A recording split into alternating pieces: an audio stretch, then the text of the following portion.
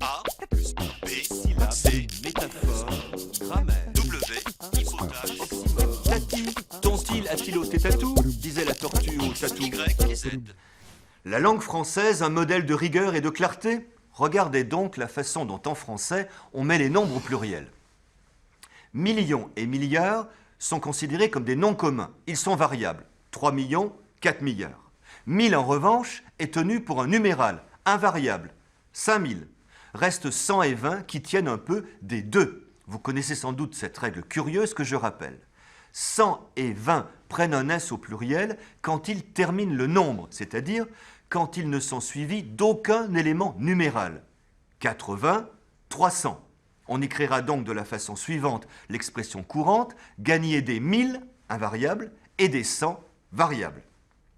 En revanche, et c'est là que les choses deviennent étonnantes, 100 et 20 restent invariables quand ils sont suivis d'un autre élément numéral, 93, 320.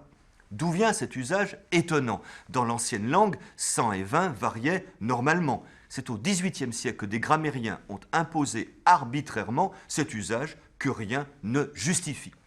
À l'évidence, on a là un point de l'orthographe française qu'il conviendrait de réformer et promptement.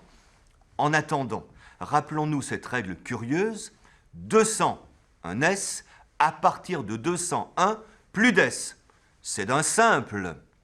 A plus B, syllabe, C, métaphore, grammaire, W, hypothèse.